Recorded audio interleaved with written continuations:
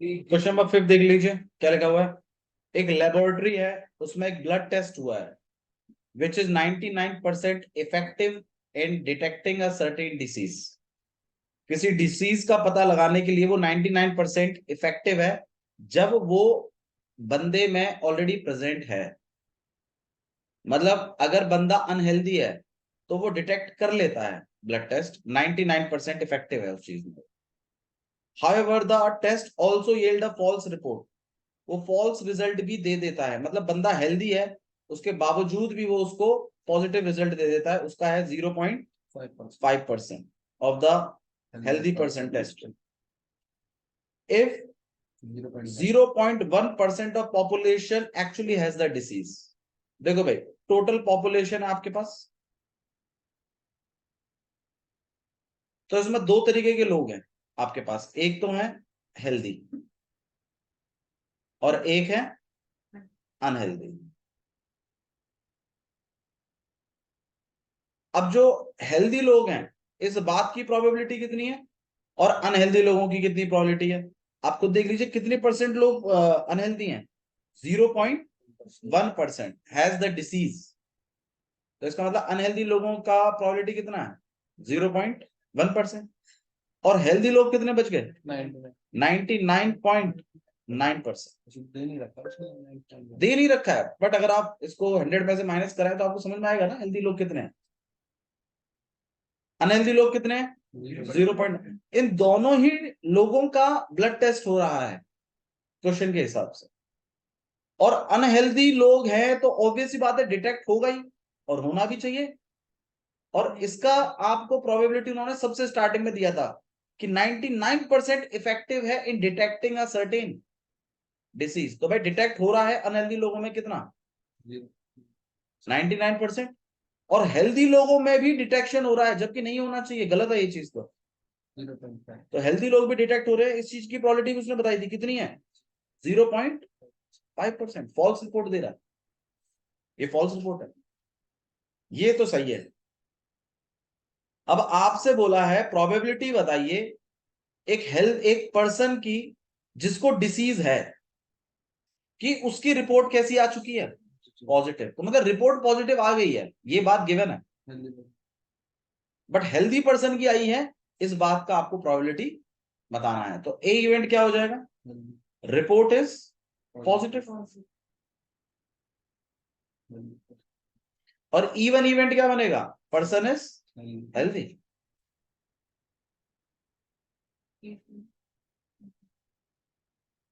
E2 क्या बनेगा? Person is unhealthy. क्योंकि रिपोर्ट पॉजिटिव हेल्दी की भी आ सकती है और अनहेल्दी की भी आ सकती है, दोनों की पॉजिटिव है, दोनों में डिटेक्ट हो रहा है मामला। अब आपको जो प्रोबेबिलिटी निकालनी है वो निकालनी है इवन अपॉन में ए की।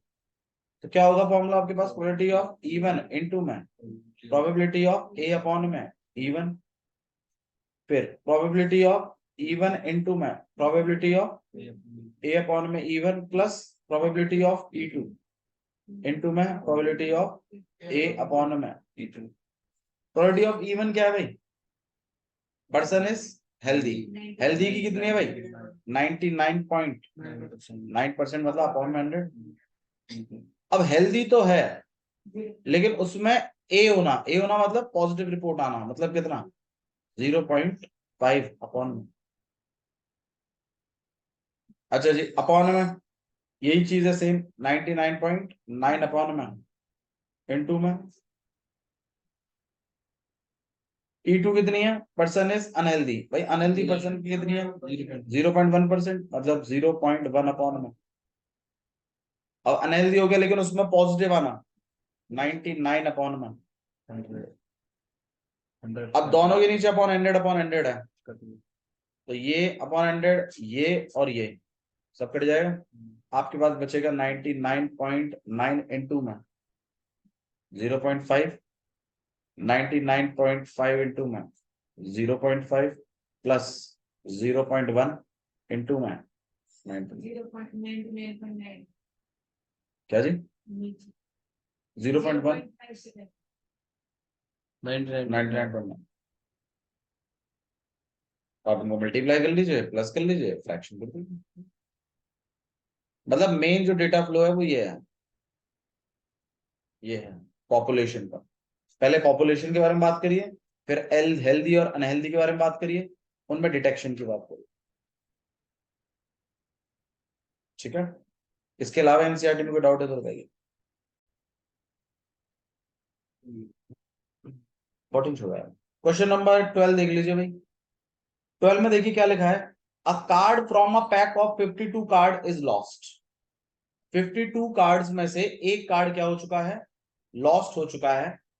Remaining cards of the pack 2 cards are drawn. बाकी के बचे हुए पत्तों में से 2 कार्ड निकाले गए and are found to be both diamond, और दोनों के दोनों डायमंड पाए गए।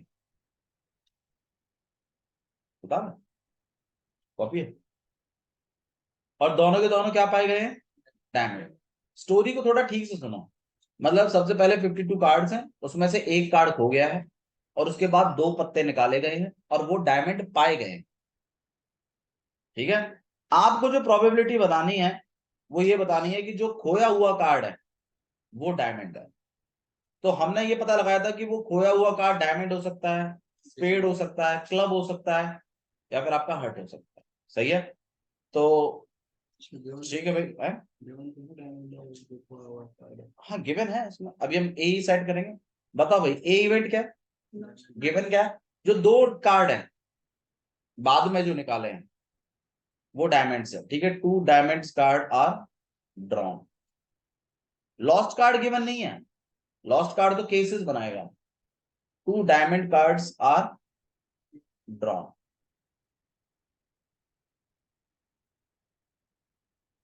हाँ भाई, इवन इवेंट क्या है, जिसकी प्रोबेबिलिटी बतानी है। आप बता दीजिए प्रोबेबिलिटी किसकी बतानी है, कि लॉस्ट कार्ड जो है वो डायमंड है। तो भाई लॉस्ट कार्ड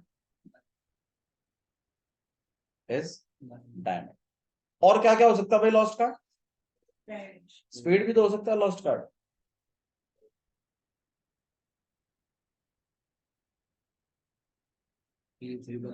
बिल्कुल 4 बनेंगे। Last card is diamond, spade, heart, और E4 क्या बनेगा, last card is club. Kanchan बोल, दूसरा वाला गेट खुल रहा है क्या? बंद है। ओके, प्रोबेबिलिटी किस चीज की बतानी है वो और समझा दीजिए बस मुझे। ए हो चुका है, प्रोबेबिलिटी किसकी बतानी है, इवन। फॉर्मूला क्या होता है, प्रोबेबिलिटी ऑफ इवन इनटू में probability of A upon even. नहीं करवाया था, प्रोबेबिलिटी ऑफ इवन इनटू में plus probability of E2 into में। ठीक है, ऐसे जितने भी 4 केसेस हैं चारों का मामला है। नहीं कंफ्यूजन की क्या बात है, लास्ट वीक करवाना आपने कुछ। वैसे पता है एक काम और भी कर सकते हो आप इसमें। देखो मैंने तो 4 इवेंट बनाए हैं, आप एक काम और भी कर सकते हो कि इसमें डायमंड बोलकर 2 इवेंट सेट करते और यहाँ पे लिख देते lost card is not diamond. वो भी 2 बन जाता मामला। ठीक है, फिर वो नॉट डायमंड वाली हम पिक कर लेते हैं मामला।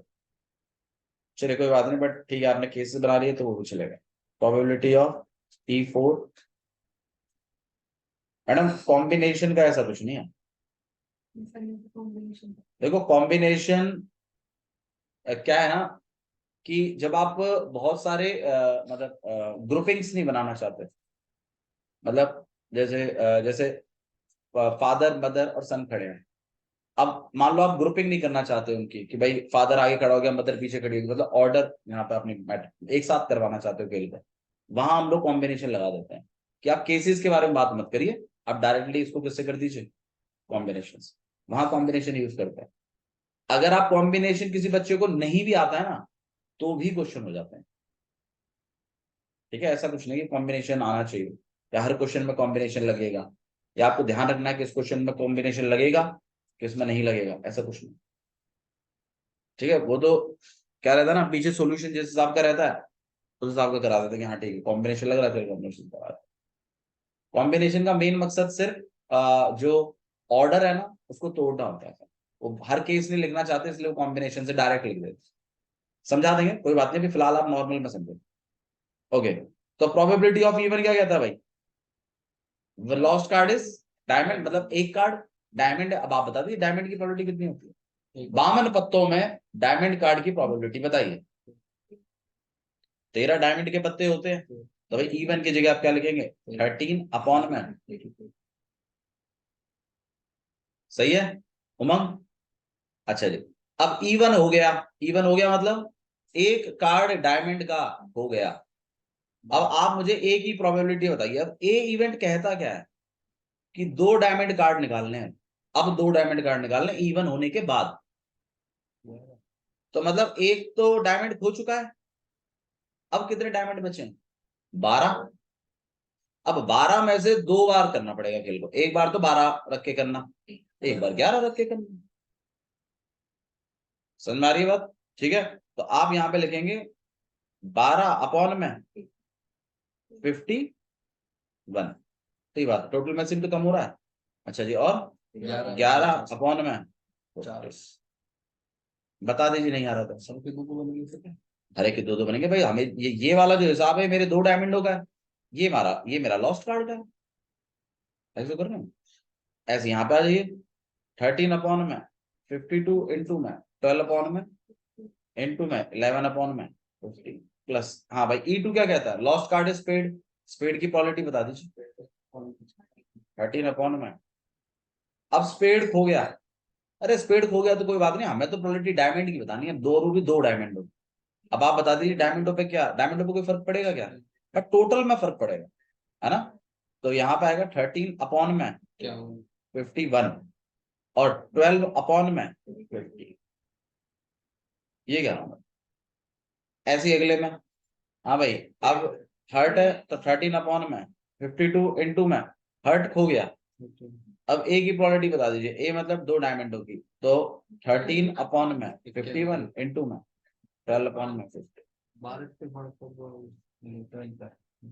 ये भाई देखो, ये जो है ये किस चीज की प्रोबेबिलिटी है, 2 डायमंडों की, ये पहला डायमंड, ये दूसरा डायमंड, दूसरा तो वो है ना स्पीड है, तो ये है लॉस्ट कार्ड। 3 कार्ड निकल रहे हैं टोटल, एक तो लॉस्ट कार्ड होता है और बाद में 2 डायमंड निकलते हैं। तो ये जो 13/52 लिखा है मैंने, ये E2 के लिए लिखा है, E2 मतलब स्पेड के लिए लिखा है। तो ये हो गया। अब तुम मुझे 2 डायमंडों की बता दे, तो अब डायमंड तो पूरे 13 ही है, तो 13 अपॉन में 51। और फिर अगले में एक डायमंड गया ना, 2 डायमंडों में से अब एक डायमंड गया, एक तो एक कौन की निकालेगा भाई, एक के बाद एक ही तो डायमंड निकलेगा, पहले एक डायमंड कार्ड निकलेगा फिर तभी तो दूसरा निकलेगा। तो 51 से फिर 50 हो जाएगा, यहाँ 13 का क्या बन जाएगा, 12 कुछ। ठीक है, हाँ भाई अगले में ऐसे 13 अपॉन में 52 इंटू में 13 अपॉन में 51 इंटू में 12 अपॉन 50। ठीक है, अच्छा जी, अब आइए देख लेते हैं भाई, यहाँ 52 है, 51 है और 50 है, 52 51 50 52 51 50। बता दीजिए कोई प्रॉब्लम है इसमें, कॉमन निकाल के काट दिए। ठीक है, और कुछ कॉमन है जो सब में हो, देखो यहाँ 11 12 13 है, यहाँ पर 11 12 13 है, यहाँ 12 13 13 है, 11 नहीं है इसमें। कोई बात नहीं, मतलब 12 13 तो है ना। हाँ जी, यहाँ पर 12 13 है, यहाँ पर भी 12 13, तो एक काम करते हैं 12 भी काट देते हैं, 13 भी काट देते, 11 भी काट दो, 11 नहीं कटेगा ना, यहाँ ही 11 है, यहाँ तो नहीं है ना 11, कॉमन कैसे निकालूंगा ना, 12 13 काट दिया, 12। अब आप बता दीजिए क्या क्या बच गया, ऊपर में तो 11 बच गया, नीचे में आगे में क्या बच गया, 11, इधर क्या बच गया 13, इधर क्या बच गया 13 और इधर 13, 13 3 39, 39 और प्लस 11 50।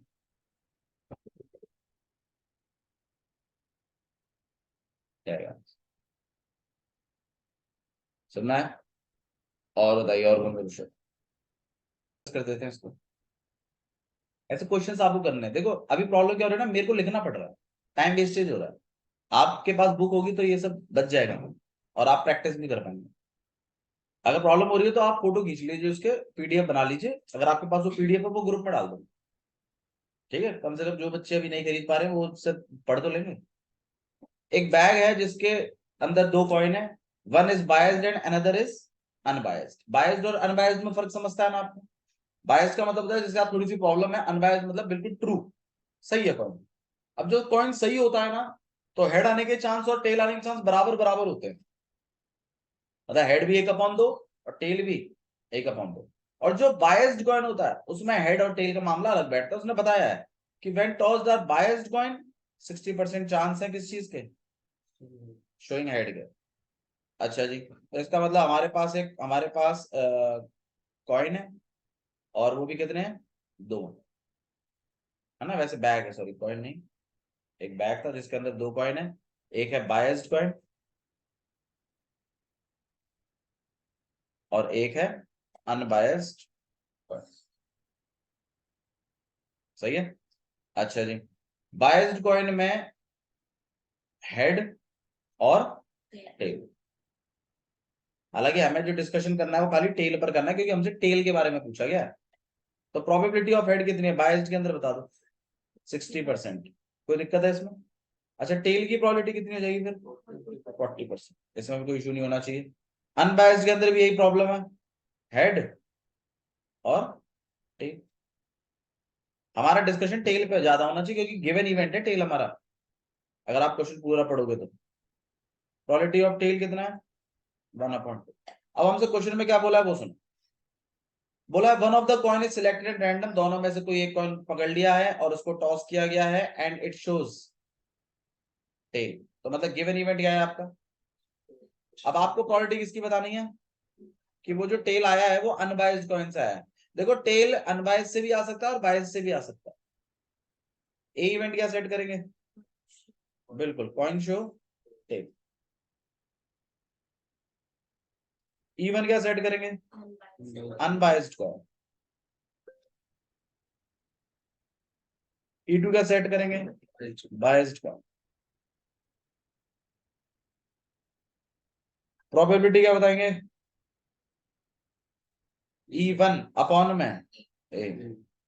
हाँ जी, फॉर्मूला क्या रहेगा? प्रोबेबिलिटी ऑफ E1 इनटू में प्रोबेबिलिटी ऑफ E1 इनटू में A/में E1 plus probability of E2 into में प्रोबेबिलिटी ऑफ A/में E2। अब E1 का मतलब बता दीजिए मुझे। अब अनबायस्ड कॉइन सिलेक्ट होने की प्रोबेबिलिटी बता दीजिए। अब आप बताइए अनबायस्ड कॉइन सिलेक्ट होने की प्रोबेबिलिटी। कितने कॉइन है तुम्हारे पास? उसमें से एक कॉइन की प्रोबेबिलिटी पूछ रहा हूँ मैं, कितनी होगी? 1/2। लिखा तो 1/2 लिखा ही नहीं। वो खुद कह रहा है अनबायस्ड कॉइन की प्रोबेबिलिटी बता दे, उसमें 40% लिख रहा है। ऐसे 40% से कहां से लग रहा है? अनबायस्ड कॉइन की प्रोबेबिलिटी पूछ रहा है वो, हेड टेल की ना पूछ रहा है अभी। तो अनबायस्ड की कितनी होगी? 1/2। अब अनबायस्ड में आ गए, अनबायस्ड हो गया सिलेक्ट। अब तुम ए की प्रोबेबिलिटी बताओ, ए क्या कहता है? टेल। अब अनबायस्ड में टेल की बता दो।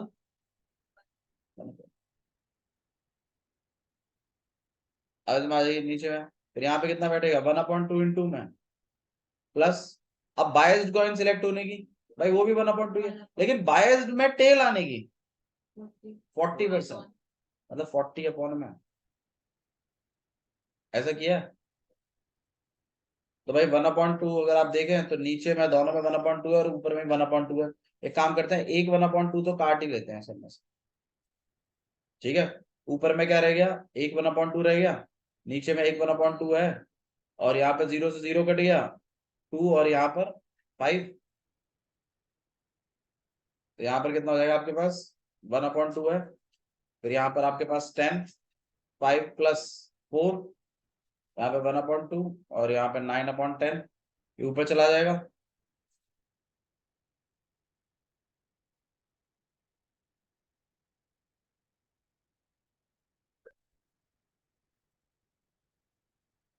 फाइव पर 9 आया, 5 पर 9।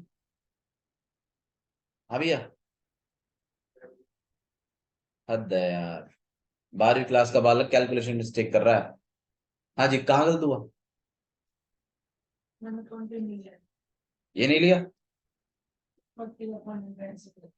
यहाँ पे, ये 1/2 नहीं लिखा? क्या लिखा फिर इसकी जगह? कुछ तो लिखा होगा। E2 की जगह क्या लिखा? 60/100। बायस्ड को अनसिलेक्ट होने की प्रोबेबिलिटी। अब इस क्वेश्चन को देखो, ये क्वेश्चन थोड़ा सा अलग है और ये क्वेश्चन आपके बेस का थोड़ा सा एडवांस्ड वर्जन भी है। स्ट्राइक नहीं होगा क्या क्या चीजें लेट करनी है जब तक आप प्रैक्टिस नहीं करोगे। और पहली बार क्वेश्चन करोगे ना, कोई भी अननोन क्वेश्चन जब आप पहली बार करते हैं, सिर्फ 5% चांस होता है सही होने का, सिर्फ 5%। इसलिए कह रहा हूं नंबर ऑफ क्वेश्चन बढ़ाइए अपने।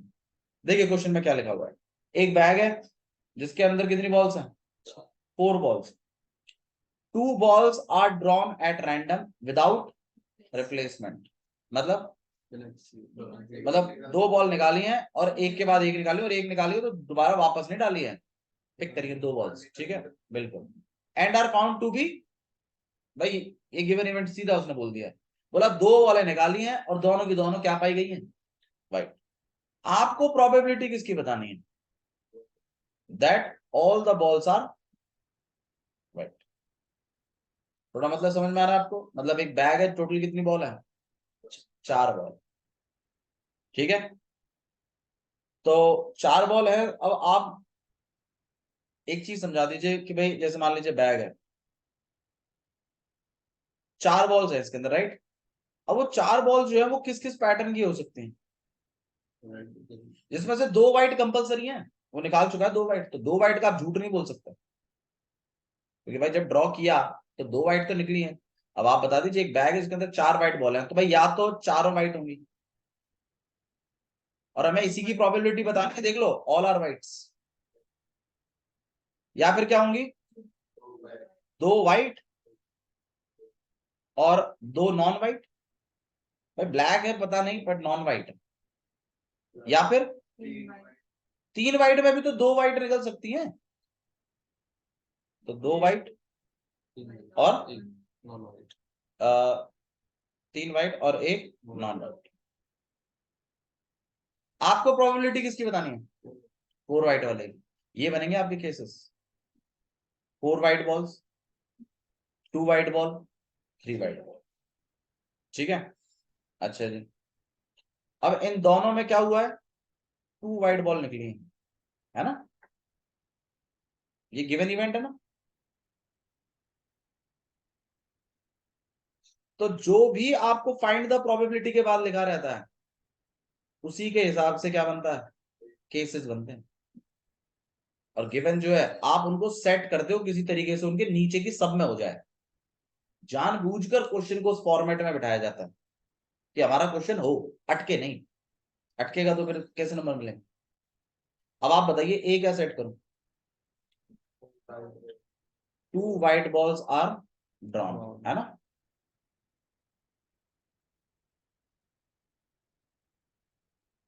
E1 क्या करूं, 4 वाइट बॉल्स। E2 क्या करूं, 2 वाइट, ठीक है 2 वाइट बॉल्स। और E3 3 वाइट बॉल्स। अच्छा जी, प्रोबेबिलिटी किसकी बतानी, प्रोबेबिलिटी आपको बतानी है, प्रोबेबिलिटी ऑफ E1 कब, जब ए हो गया, तो प्रोबेबिलिटी ऑफ E1 इनटू में प्रोबेबिलिटी ऑफ ए अपॉन में E1 अपॉन में प्रोबेबिलिटी ऑफ E1, सारे केसेस लिखेंगे आप, है ना, इसी तरीके से प्रोबेबिलिटी ऑफ E2 इनटू में प्रोबेबिलिटी ऑफ ए अपॉन में E3 का भी है, ठीक है, मैं भी लिख नहीं रहा हूं यहाँ पे। चलो E1 बता दो आप मुझे क्या होगा, 4 व्हाइट बॉल आने की प्रोबेबिलिटी, भाई कितने केसेस हैं आपका, 1 2 3, 4 व्हाइट होने की प्रोबेबिलिटी 1/3। तो आप E1 की जगह क्या लिखेंगे, 1/। अब E1 हो गया, मतलब चारों की चारों व्हाइट बॉल के अंदर आ गए, 2 व्हाइट बॉल की प्रोबेबिलिटी बता दो। अब आप इसके अंदर हो, अब आप एक एक करके व्हाइट बॉल की प्रोबेबिलिटी बताइए, पहली व्हाइट बॉल निकलने की प्रोबेबिलिटी बता दो। फेवर में कितने हैं, अरे फेवर में कितने हैं, 4, चारों व्हाइट है, चारों फेवर में, टोटल बॉल कितनी है, 4, 4/। ये पहले की पहली व्हाइट की है, दूसरी व्हाइट की बताओ। हाँ मैडम निकाल तो रहे, एक एक करके तो निकाल रहे हैं। भाई प्रोबेबिलिटी का फॉर्मूला क्या होता है, number of favourable outcome divided by में। अब आप जब मैं बोल रहा हूँ भाई 4 वाइट में से मैं मानता हूँ 1 वाइट निकालनी है, बिल्कुल एग्री कर रहा हूँ, लेकिन फेवरेबल आउटकम बताओगे कि नहीं बताओगे? फेवरेबल आउटकम कितने? 4। टोटल आउटकम भी कितने? अब एक चली गई बॉल, अब दूसरी बॉल की बता दो। अब 3 बॉल में, लेकिन अपॉन में भी क्या है, इसलिए 1 लिखते हैं। और जो बच्चे सी वाले हैं वो देख लो, 4C1 और अपना क्या चलता है इनका 3C, 4 में से एक नहीं, प्रोबेबिलिटी बतानी फिर अपॉन में जो है 4C1 करेंगे अपॉन। तो ये 4 और यहाँ पर कितना आ जाएगा आपके पास 3/3। यहाँ पे बनेगा आपके पास 4/4 इंटू में 3/3। ऐसा हिसाब किताब आप यहाँ लिखोगे। E2 का बताओ 1/3। हाँ भैया, अब 2 वाइट वाले में हम, अब आप इसमें व्हाइट बॉल सिलेक्ट होने की एक एक करके बताइएगा। बताओ भाई, 2/4 टोटल, टोटल बॉल कितनी है 4। अब एक वाइट चली गई है, ध्यान रखिएगा। अब कितनी वाइट बची है, एक अपॉन में 3। तो यहाँ आएगा आपके पास 2/4 और इंटू में 1/, फिर ऐसे तीसरे वाले। बहुत इंपॉर्टेंट क्वेश्चन है भाई, बिल्कुल भी स्ट्राइक नहीं होता कि ऐसा कुछ बनाना है 4 वाइट 2 वाइट 3 वाइट, कहीं लिखा ही नहीं है, बनाओगे कहां से? तो इसीलिए क्वेश्चन करना ही जरूरी है। ठीक है।